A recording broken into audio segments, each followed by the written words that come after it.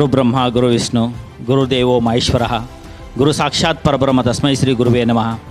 ನನ್ನ ಗುರುಗಳಾದ ಶ್ರೀ ಗುರು ರಾಘವೇಂದ್ರ ಸ್ವಾಮಿಗಳ ಪಾದ ಕಮಲಗಳಲ್ಲಿ ನಮಿಸುತ್ತಾ ಹಾಗೂ ನಮ್ಮ ಗುರುಗಳಾದ ಶ್ರೀ ಮುನಿಶೆಟ್ಟಿ ಸ್ವಾಮಿಗಳ ಪಾದ ಕಮಲಗಳಲ್ಲಿ ನಮಿಸುತ್ತಾ ವೇದಿಕೆ ಮೇಲೆ ಆಸೀನರಾಗಿರುವಂಥ ನಿಮ್ಮೆಲ್ಲರ ನೆಚ್ಚಿನ ಜನನಾಯಕ, ಸತತ 3 ಬಾರಿ MLA ಆಗಿ ಗೆದ್ದು ಆ್ಯಂಕರ್ ಮೇಡಮ್ ಹೇಳ್ದಂಗೆ ನಮ್ಮ ಕ್ಷೇತ್ರದ ಆಟ್ರಿಕ್ ಹೀರೋ ಶಿವಣ್ಣ ಅಂತಲೇ ಪ್ರಸಿದ್ಧಿ ಆಗಿರುವ ನಿಮ್ಮೆಲ್ಲರ ಜನನಾಯಕ ಗೌರವಾನ್ವಿತ MLA ಸಾರ್ಗೆ ಮತ್ತೊಮ್ಮೆ ಈ ಕಾರ್ಯಕ್ರಮಕ್ಕೆ ಸ್ವಾಗತ.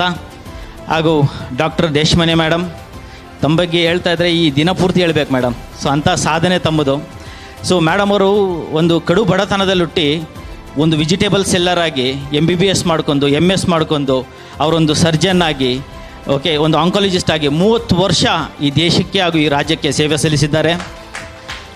ಅದು ಅಲ್ಲದೆ ಮೇಡಮ್ ಅವರು ಬ್ರೆಸ್ಟ್ ಕ್ಯಾನ್ಸರ್ ವಿಭಾಗದಲ್ಲಿ ಅವರು ಮಾಡಿರುವ ರಿಸರ್ಚ್ ಡೆವಲಪ್ಮೆಂಟ್ ಮತ್ತು ಅವರ ಸೇವೆಯನ್ನು ಭಾರತದ ಗೌರ್ಮೆಂಟ್ ನಮ್ಮ ಗೌರ್ಮೆಂಟ್ ಆಫ್ ಇಂಡಿಯಾ ಅದನ್ನು ಕಂಡುಹಿಡಿದು ಮೇಡಮ್ ಅವ್ರಿಗೆ ಪದ್ಮಶ್ರೀ ಅವಾರ್ಡ್ ಕೊಟ್ಟಿರೋದು ಕನ್ನಡಿಗರಾಗಿ ನೀವೆಲ್ಲರೂ ಹೆಮ್ಮೆ ಪಡೆಯುವ ವಿಚಾರ.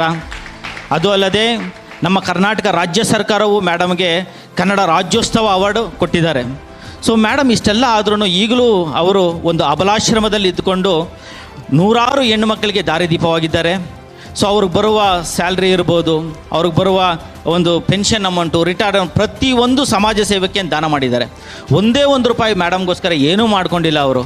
ಸೊ ಇಂಥ ಮಹಾನ್ ವ್ಯಕ್ತಿ, ಅಂಥ ಮಹಾನ್ ನಮ್ಮ ಕರ್ನಾಟಕ ರತ್ನ, ಭಾರತ ರತ್ನ ಈ ಮೇಡಮ್ ಅವರು ಈ ವೇದಿಕೆ ಹಂಚ್ಕೊಳ್ತಾ ಇರೋದು ನಿಮ್ಮೆಲ್ಲರ ತುಂಬ ಅದೃಷ್ಟ ಅಂತ ಹೇಳಕ್ಕೆ ಇಚ್ಛೆಪಡ್ತಾ ಇದ್ದೀನಿ.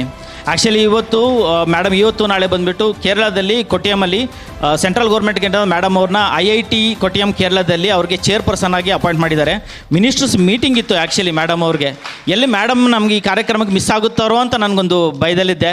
ಬಟ್ ಇಲ್ಲಿ ಇರುವ ಈ ಸ್ಟೂಡೆಂಟ್ಸ್ ಅದೃಷ್ಟ ಏನೋ, ಆ ತಾಯಿ ಆಶೀರ್ವಾದ ಪಡೆಯೋದಕ್ಕೆ ಆ ಭಗವಂತನೇ ಇಲ್ಲಿ ಕಳಿಸ್ಕೊಟ್ಟಿದ್ದಾನೆ. ಮೇಡಮ್, ತಮಗೂ ಈ ಕಾರ್ಯಕ್ರಮಕ್ಕೆ ಮತ್ತೊಮ್ಮೆ ಸ್ವಾಗತ. ಸೊ ಕೊನೆಯದಾಗಿ ಡಾಕ್ಟರ್ ಪ್ರಸನ್ನರಾಜ್ ಸರ್, ಸೊ ನಮ್ಮ ಆ್ಯಂಕರ್ ಮೇಡಮ್ ಹೇಳ್ದಂಗೆ ಅವರು ನಮ್ಮ ಕರ್ನಾಟಕದವರು, ಮೈಸೂರಲ್ಲಿ MBBS ಮುಗಿಸಿ ಡೆಲ್ಲಿ ಏಮ್ಸಲ್ಲಿ MD ಮುಗಿಸಿ ಅವರು 4-5 PG ಡಿಗ್ರಿಗಳು ಮಾಡಿದ್ದಾರೆ. ಸೊ ಅದಾದಮೇಲೆ ಗೌರ್ಮೆಂಟ್ ಆಫ್ ಇಂಡಿಯಾ ಅಂಡರಲ್ಲಿ ಹ್ಯೂಮನ್ ರಿಸೋರ್ಸ್ ಡೆವಲಪ್ಮೆಂಟ್ ಅಡಿಯಲ್ಲಿ 16 ದೇಶಕ್ಕೆ ವಿಸಿಟ್ ಮಾಡಿ ನಮ್ಮ ಹೆಲ್ತ್ ಕೇರ್ ಸಿಸ್ಟಮ್ನ ಆ ದೇಶದ ಹೆಲ್ತ್ ಕೇರ್ ಸಿಸ್ಟಮ್ನ ಡೆವಲಪ್ ಮಾಡೋದಕ್ಕೆ ತುಂಬ ಸಹಾಯ ಮಾಡಿದ್ದಾರೆ. ಅದೇ ರೀತಿಯಲ್ಲಿ ನ್ಯಾಷನಲ್ ಮೆಡಿಕಲ್ ಕಮಿಷನ್ ಆಫ್ ಇಂಡಿಯಾದಲ್ಲಿ ಅಡಿಷ್ನಲ್ ಸೆಕ್ರೆಟರಿ ಆಗಿ ಕೆಲಸ ಮಾಡಿ ಸೊ ನಮ್ಮ ದೇಶಕ್ಕೆ ತುಂಬ ಕೊಡುಗೆ ಕೊಟ್ಟಿದ್ದಾರೆ. ಈಗಲೂ 16 ದೇಶ ಮತ್ತು ವಿದೇಶಿ ಯೂನಿವರ್ಸಿಟೀಸಲ್ಲಿ ಅವರು ಸೀನಿಯರ್ ಅಡ್ವೈಸರ್ ಆಗಿ, ಮೆಡಿಕಲ್ ಅಡ್ವೈಸರ್ ಆಗಿ ಕೆಲಸ ಮಾಡ್ತಾ ಇದ್ದಾರೆ. So the most busiest and youngest doctor in this auditorium ಅಂತ ಹೇಳಕ್ಕೆ ಇಚ್ಛೆ ಪಡ್ತೀನಿ. ಯಾಕಂತ ಹೇಳಿದ್ರೆ ಯಾವ ಕಾಲ್ ಮಾಡಿದ್ರು ಸರ್ ಡೆಲ್ಲಿಯಲ್ಲಿದ್ದೀನಿ, ಬಾಂಬೆಲಿದ್ದೀನಿ, ಕೋಲ್ಕತ್ತಲ್ಲಿದ್ದೀನಿ, ಬೆಂಗಳೂರು, ನಾಳೆ ಚೆನ್ನೈಗೆ ಹೋಗ್ತಾ ಇದ್ದಾರೆ. ಸೊ ದುಬೈಲಿ ಇರ್ತಾರೆ, ಆರ್ಮೇನಿಯಾ ಇರ್ತಾರೆ, ರಷ್ಯಾದಲ್ಲಿ ಇರ್ತಾರೆ, ಫಿಲಿಪೀನ್ಸಲ್ಲಿ ಇರ್ತಾರೆ. So the most busiest person. So ಇವ್ರದ್ದು ಬಗ್ಗೆ ಇನ್ನೊಂದು ವಿಚಾರ ಹೇಳ್ಬೇಕಂತ ಹೇಳಿದ್ರೆ ಸರ್ ಅವ್ರಿಗೆ one of the youngest person ಅಂತ ಹೇಳ್ಬೋದು. ಯಾಕಂದರೆ ಡೆಲ್ಲಿಯಲ್ಲಿ ಯಾವುದೋ ಒಂದು ಮೀಟಿಂಗ್ ಇತ್ತು, ನಾವು ಆ್ಯಕ್ಚುಲಿ ಸಾರ್ನ ಮೀಟಿಂಗ್ ಮಾಡೋಕ್ಕೆ ಹೋಗಿದ್ರಿ. ಆ ಟೈಮಲ್ಲಿ ನೋಡಿ ನರೇಂದ್ರ ಅವರೇ, ನಮ್ಗೆ ಇಲ್ಲಿ ಬಂದುಬಿಟ್ಟು ನಿಮಗೆ ಬಸ್ಸು ಮತ್ತು ಇದು ಕ್ಯಾಬ್ಸ್ ಎಲ್ಲ ವರ್ಕ್ ಆಗಲ್ಲ, ಬನ್ನಿರಿ ಮೆಟ್ರೋಲ್ ಹೋಗೋಣ ಅಂತ ಕರ್ಕೊಂಡು ಹೋದ್ರು. ಮೆಟ್ರೋಲ್ ಸಾರ್ ನಡ್ಕೊಂಡು ಹೋಗ್ತಾ ಇದ್ರೆ ಅವ್ರು ಫಾಸ್ಟ್ ನಾನು ಮ್ಯಾಚ್ ಮಾಡೋಕ್ಕಾಗಲಿ, ಬನ್ನಿರಿ ಅಂತ ಹೇಳ್ಕೊಂಡು ಹೋಗ್ತಾ ಇದ್ರು. ಸೊ ಈ ಏಜಲ್ಲಿ ಅವ್ರಿಗಿರೋ ಎನರ್ಜಿ ನಿಜವಾಗ್ಲೂ ಗ್ರೇಟ್ ಅಂತ ಹೇಳಬಲ್ಲೆ. ಸೊ ಅದು ಅಲ್ಲದೆ ಸಾರ್ ಅವ್ರು ಮಾಡಿರೋ ಸಾಧನೆಗಳು ತುಂಬ ಅತ್ಯುತ್ತಮ ಅಂತ ಹೇಳ್ಬೋದು. ಇಂಥ ಮಹಾನ್ ವ್ಯಕ್ತಿಗಳು ಈ ದಿನ ಇಂಥ ಮಹಾನ್ ವ್ಯಕ್ತಿಗಳ ಜೊತೆಯಲ್ಲಿ ನಾವು ವೇದಿಕೆ ಹಂಚ್ಕೊತಾ ಇರೋದು ನಿಮ್ಮೆಲ್ಲರ ಅದೃಷ್ಟ ಅಂತ ಹೇಳಕ್ಕೆ ಇಷ್ಟಪಡ್ತೀನಿ. ಸರ್, ತಮಗೂ ಮತ್ತೊಮ್ಮೆ ಈ ಕಾರ್ಯಕ್ರಮಕ್ಕೆ ಸ್ವಾಗತ. ಸೊ ಕೊನೆಯದಾಗಿ ಈ ದಿನ ಅದು ಅಲ್ಲದೆ ನಮ್ಮ ಇಲ್ಲಿರೋ ಪೋಷಕರು, ವಿದ್ಯಾರ್ಥಿಗಳು, ಶಿಕ್ಷಕರು, ನನ್ನ ಬಂಧು ಮಿತ್ರರು ಎಲ್ಲರಿಗೂ ಮತ್ತೊಮ್ಮೆ ಈ ಕಾರ್ಯಕ್ರಮಕ್ಕೆ ಸ್ವಾಗತ. ನಿಮ್ಮೆಲ್ಲರ ಸಮ್ಮುಖದಲ್ಲಿ ಈ ದಿನ ವೈದ್ಯ ಉತ್ಸವ, ಸೊ ಪ್ರೀ ಡಿಪಾರ್ಚರ್ ಮತ್ತು ಸ್ಕಾಲರ್ಶಿಪ್ ಸೆರೆಮನಿ ಮಾಡ್ತಾ ಇರೋದು ಸೊ ನನಗೆ ತುಂಬ ಖುಷಿ ಆಗ್ತಾ ಇದೆ. ಅದು ಅಲ್ಲದೆ ಸೊ ಈ ದಿನ ನಮಗೊಂದು ಒಕೇಶನ್, ಸ್ಪೆಷಲ್ ಒಕೇಶನ್ ಅಂತ ಹೇಳಬಲ್ಲೆ. ಏನಕ್ಕಂತ ಹೇಳಿದ್ರೆ ಈ ದಿನ ಅಬ್ರಾಡ್ಗೆ ಹೋಗ್ತಾರೆ ಈ ಮಕ್ಕಳಿಗೆ ನಾವು ಪ್ರೀ ಡಿಪಾರ್ಚರ್ ಅಂದರೆ ಒಂದು ಫೇರ್ವೆಲ್ ಪಾರ್ಟಿ ಮಾಡ್ತಾ ಇದ್ದೀವಿ. ಸೊ ಎಲ್ಲರೂ ಜೊತೆಲಿ ಇದ್ಕೊಂಡು ಮಕ್ಕಳಿಗೆ ಒಂದು ಫೇರ್ವೆಲ್ ಪಾರ್ಟಿ ಮಾಡಿ, ಕೆಲವರು ತುಂಬ ಜನ ಮಕ್ಕಳು ತುಂಬ ಚೆನ್ನಾಗಿ ಓದಿದ್ದಾರೆ, ಅವ್ರಿಗೆ ಒಳ್ಳೆ ಅಕಾಡೆಮಿಕ್ಸಲ್ಲಿ ಮಾರ್ಕ್ಸ್ ತೊಗೊಂಡಿದ್ದಾರೆ, ಅವ್ರಿಗೆಲ್ಲ ಒಂದು ಸ್ಕಾಲರ್ಶಿಪ್ಸ್ ಕೊಡುವ ಅಂತ ಒಂದು ಕಾರ್ಯಕ್ರಮಕ್ಕೆ ಮಾಡ್ತಾ ಇರೋದ್ರಿಂದ ನಮಗೆಲ್ಲರೂ ಖುಷಿ ಆಗ್ತಾ ಇದೆ. ಆ್ಯಂಡ್ ಸ್ಟೂಡೆಂಟ್ಸ್ಗೆ ನನ್ನ ಕಡೆಯಿಂದ ಒಂದು ಸಜೆಷನ್ ಕೊಟ್ಬಿಡ್ತೀನಿ. ನಿಮ್ಮ ಪೇರೆಂಟ್ಸ್ ಹೇಳಿರ್ತಾರೆ, ನಿಮ್ಮ ಟೀಚರ್ಸ್ ಹೇಳ್ತಾರೆ, ಎಲ್ಲ ಸಜೆಷನ್ ಕೊಟ್ಟಿರ್ತಾರೆ. ಬಟ್ ನನ್ನ ಕಡೆಯಿಂದ ಒಂದು ಒಂದು ಫ್ಯೂ ಸಜೆಷನ್ ಕೊಡ್ತೀನಿ ನಾನು. ಏನಂತ ಹೇಳಿದ್ರೆ, ಜೀವನದಲ್ಲಿ ನೀವೇನಾದರೂ ಮುಂದೆ ಹೋಗ್ಬೇಕಂದ್ರೆ ಕೆಲವು ನಿಮ್ಮಲ್ಲಿ ನೀವು ಅಳವಡಿಸ್ಕೊಬೇಕಾಗುತ್ತೆ. See, first of all, I congratulate one and all students over here for getting admissions in top government universities in abroad for your MBBS journey. So this is your first steps towards becoming a globalized doctor. Okay, so ನೀವು globalise doctors ಅಂದರೆ ವಿದೇಶಕ್ಕೆ ಹೋಗ್ತೀರಾ. ವಿದೇಶಕ್ಕೆ ಹೋದಾಗ so ನಿಮ್ಮದೇ ಆದಂಥ ಒಂದು characteristics involve ಮಾಡ್ಕೊಬೇಕಾಗುತ್ತೆ. First thing, ನಿಮ್ಮನ್ನು ನೀವು ರೆಪ್ರೆಸೆಂಟ್ ಮಾಡ್ಕೊಳೋದು ವೆರಿ ಇಂಪಾರ್ಟೆಂಟ್. ಯಾಕಂದರೆ ವಿದೇಶಕ್ಕೆ ಹೋಗ್ತಾ ಇರ್ತೀರಾ. ಸೊ ವಿದೇಶಕ್ಕೆ ಹೋದಾಗ ನೀವು ಅಲ್ಲಿ ಒಂದು ಪರ್ಟಿಕ್ಯುಲರ್ ಕಂಟ್ರಿಗೆ ಹೋದಾಗ ಅಲ್ಲಿ ಹೊಸ ಕಲ್ಚರ್ ಇರುತ್ತೆ, ಹೊಸ ಕಂಟ್ರಿ ಇರುತ್ತೆ, ಹೊಸ ಕ್ಲೈಮೇಟ್ ಇರುತ್ತೆ. ಆ ಕಲ್ಚರ್ನ ನೀವು ರೆಸ್ಪೆಕ್ಟ್ ಮಾಡಿಕೊಂಡು ನಮ್ಮ ಕಲ್ಚರ್ನ ಉಳಿಸ್ಕೊಬೇಕಾಗುತ್ತೆ. That is very important. ಯಾಕಂದರೆ ನೀವು ಏನೇ ಒಂದು ತಪ್ಪು ಮಾಡಿದರೆ being an Indian student is done like that ಅಂತ ಹೇಳ್ತಾರೆ. ಸೊ ಅದರಿಂದ ಡೈರೆಕ್ಟಾಗಿ ನಿಮಗೆ ಬೆರಳು ಬಂದುಬಿಟ್ಟು ದೇಶದ ಕಡೆ ಆಗುತ್ತೆ. ಸೊ ಅದರಿಂದ ನಿಮ್ಮ ಡಿಗ್ರಿ ಮಾಡುವ ಎಷ್ಟು ನಿಮ್ಮ ಜವಾಬ್ದಾರಿ ಇತ್ತೋ ಅಷ್ಟೇ ಜವಾಬ್ದಾರಿ ನಮ್ಮ ದೇಶದ ಮಾನ ಮರ್ಯಾದೆ ಕಾಪಾಡೋದು ನಿಮ್ಮ ಕೈಲಿರುತ್ತೆ. ನೀವೇನೇ ಒಂದು ಸಣ್ಣ ಪುಟ್ಟ ತಪ್ಪು ಮಾಡಿದ್ರು ಅದು ದೇಶಕ್ಕೆ ಪಾಯಿಂಟ್ ಔಟ್ ಆಗುತ್ತೆ. ಸೊ ನಿಮ್ಮನ್ನು ನೀವು ರೆಪ್ರೆಸೆಂಟ್ ಮಾಡ್ಕೊಳೋದು ತುಂಬ ಇಂಪಾರ್ಟೆಂಟ್. ಸೊ ನಿಮ್ಮನ್ನು ನೀವು ರೆಪ್ರೆಸೆಂಟ್ ಮಾಡ್ಕೊಳೋದು ವಿಚಾರಕ್ಕೆ ಬಂದಾಗ, ಸೊ ಇವಾಗ ಮೇಡಮ್ ಅವ್ರದ್ದು ಒಂದು ಬುಕ್ ರಿವೀಲ್ ಮಾಡಿದೆ. ಅದೇ ರೀತಿಯಲ್ಲಿ ನಾವು ತುಂಬ ಬುಕ್ಸ್ ಓದ್ತಾ ಇರ್ತೀನಿ. ಸೊ ಅದರಲ್ಲಿ ಒಂದು ವ್ಯಕ್ತಿಯ, ನಾನು ಯಾವಾಗಲೂ ಆ ವ್ಯಕ್ತಿಯ ಬುಕ್ ಓದುವಾಗ ಒಂದು ವಿಚಾರ ನನಗೆ ತುಂಬ ಇಷ್ಟ ಆಗಿದೆ ಅಂದರೆ ಡಾಕ್ಟರ್ B.R. ಅಂಬೇಡ್ಕರ್ ಅವರು. ಸೊ ಅವರಲ್ಲಿ ಏನು ನನಗೆ ತುಂಬ ಇಷ್ಟ ಆಗಿದ್ದು ಅಂದ್ರೆ ಇವಾಗಲೂ ನನ್ನಲ್ಲಿ ಅದನ್ನು ಅಳವಡಿಸ್ಕೊಂಡು ಹೋಗ್ತಾ ಇದ್ದೀನಿ. ಏನಂದರೆ ಅವರು ತುಂಬ ಚೆನ್ನಾಗಿ ರೆಪ್ರೆಸೆಂಟ್ ಮಾಡ್ತಾಯಿದ್ರು. ಅವರು ಸ್ಕೂಲ್ ಡೇಸಿಂದ ಅವರು ಪೂರ್ತಿ ಅವರು ಕೋರ್ಸ್ ಅವರು ಲೈಕ್ ಅವರು ಕೊನೆ ಉಸಿರಿರೋಗೂ ಅವರು ತುಂಬ ಚೆನ್ನಾಗಿ ರೆಪ್ರೆಸೆಂಟ್ ಮಾಡ್ಕೊತಾ ಇದ್ರು. ಯಾವಾಗಲೂ ಐರನ್ ಡ್ರೆಸ್ ಹಾಕೊಂಡು ಹೋಗ್ತಾಯಿದ್ರು.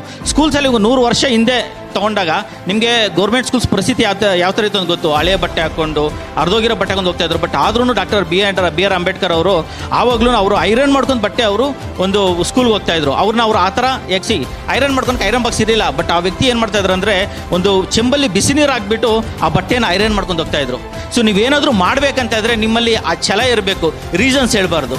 ಓಕೆ, ಸೊ ಅದೇ ರೀತಿಯಲ್ಲಿ ನಿಮ್ಮೆಲ್ಲ ರೀತಿಯಲ್ಲೇ ಆ ವ್ಯಕ್ತಿಯು ಒಂದು ಲಾ ಮಾಡೋದಕ್ಕೆ UK ಹೋಗಿ USA ಹೋಗ್ಬಿಟ್ಟು ಅವರು PhD ಮಾಡ್ಕೊಂಡು ಅವರು ಎಲ್ಲ ರೀತಿಯಲ್ಲಿ ಜ್ಞಾನವನ್ನು ತಗೊಂಬಂದು ಇಲ್ಲಿ ಒಂದು ಕಾನ್ಸ್ಟಿಟ್ಯೂಷನ್ ಫಾರ್ಮ್ ಮಾಡಿದ್ರು.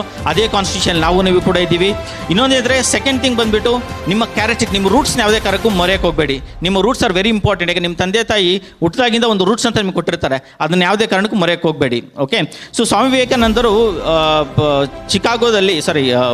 ಚಿಕಾಗೋದಲ್ಲಿ ಅವರು ಸಮ್ಮೇಳನಕ್ಕೆ ಹೋದಾಗ ಯಾರೋ ಒಬ್ಬರು ಫಾರಿನ್ ಪರ್ಸನ್ ಬಂದು ಹೇಳ್ತಾರೆ, ಸರ್ ವೈಯರು ಡ್ರೆಸ್ ಈ ಥರ ಡ್ರೆಸ್ಅಪ್ ಹಾಕಿದ್ದೀರಾ, ಯಾವುದೋ ಒಂದು ಖಾದಿ ಡ್ರೆಸ್ ಹಾಕೊಂಡಿರ್ತಾರೆ, ಒಂದು ಜೆಂಟ್ಲ್ಮ್ಯಾನ್ ಥರ ಇರೋಕ್ಕಾಗಲ್ವ ಅಂತ ಕೇಳಿದಾಗ ಸ್ವಾಮಿ ವಿವೇಕಾನಂದರು ಹೇಳ್ತಾರೆ, ನಿನ್ನ ದೇಶದಲ್ಲಿ ನೀನು ಹಾಕಿರೋ ಬಟ್ಟೆ ನೋಡಿಬಿಟ್ಟು ನೀನು ಜೆಂಟ್ಲ್ಮ್ಯಾನ್ ಅಂತಾರೆ, ಆದರೆ ನನ್ನ ದೇಶದಲ್ಲಿ ಒಂದು ವ್ಯಕ್ತಿಯ ಕ್ಯಾರೆಕ್ಟರಿಸ್ಟಿಕ್ ನೋಡಿ ಜೆಂಟ್ಲ್ಮ್ಯಾನ್ ಅಂತ ಹೇಳ್ತಾರೆ ಅಂದ್ಬಿಟ್ಟು.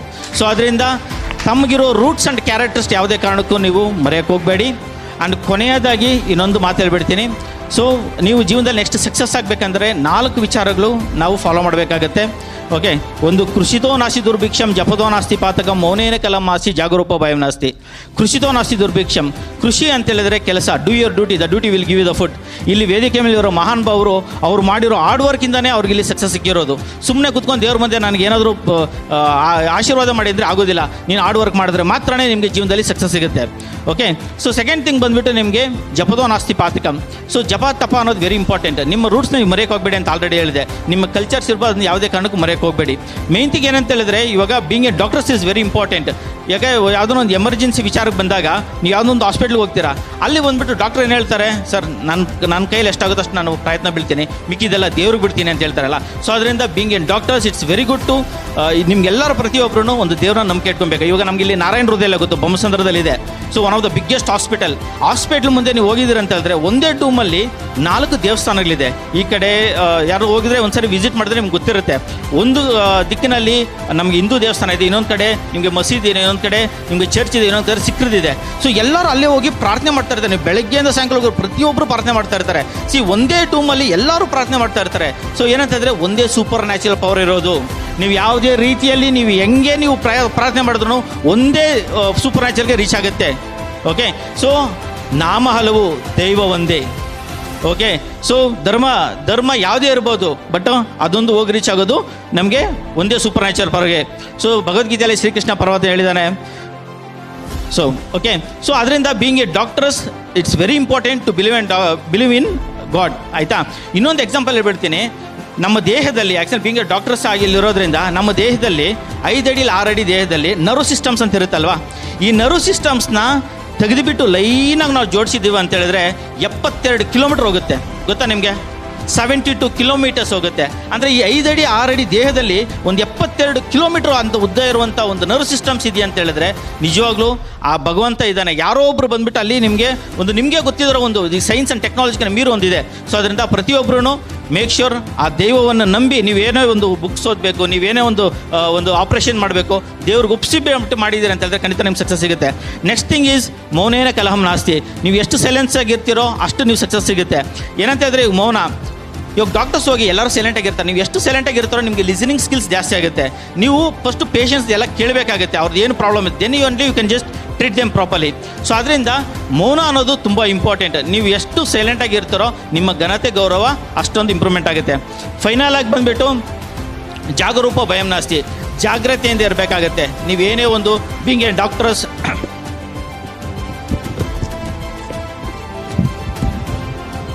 ಸೊ ಬೀಂಗ್ ಎ ಡಾಕ್ಟರ್ಸ್ ನೀವು ಒಂದು ಯಾವುದೋ ಒಂದು ಪೇಷಂಟ್ಸ್ ಟ್ರೀಟ್ ಮಾಡ್ತೀರಾ, ಒಂದು ಸರ್ಜರಿ ಮಾಡ್ತೀರಾ, ಪ್ರತಿಯೊಂದು ವಿಚಾರದಲ್ಲಿ ತುಂಬ ಕೇರ್ಫುಲ್ಲಾಗಿ ಹ್ಯಾಂಡಲ್ ಮಾಡಬೇಕಾಗತ್ತೆ. ಓಕೆ, ಸೊ ಅದರಿಂದ ಜಾಗ್ರತೆಯಿಂದ ನೀವು ಇರಬೇಕಾಗತ್ತೆ. ನೀವು ಎಷ್ಟು ಜಾಗ್ರತೆಯಿಂದ ಇರ್ತೀರೋ ಪ್ರತಿಯೊಂದು ನಿಮಗೆ that will be a stepping stone.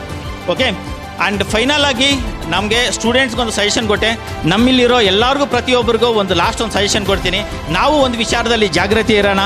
ಏನಂತ ಹೇಳಿದ್ರೆ ಡಾಕ್ಟರು ಮತ್ತು ದೇವರು ಇವರಿಬ್ಬರು ವಿಚಾರದಲ್ಲಿ ನಾವು ಜಾಗ್ರತೆಯಾಗಿರೋಣ. ಏನಕ್ಕಂತ ಹೇಳಿದ್ರೆ ಡಾಕ್ಟ್ರ್ ಏನಾದರೂ ಕೋಪ ಮಾಡ್ಕೊಂಡ್ರೆ ದೇವ್ರೇನಾದರೂ ಕೋಪ ಮಾಡ್ಕೊಂಡ್ರೆ ಡಾಕ್ಟರ್ ಹತ್ರ ಕಳಿಸ್ತಾನೆ, ಡಾಕ್ಟರ್ ಏನಾದರೂ ಕೋಪ ಮಾಡ್ಕೊಂಡ್ರೆ ಡೈರೆಕ್ಟಾಗಿ ದೇವ್ರ ಹತ್ರ ಕಳಿಸ್ತಾರೆ.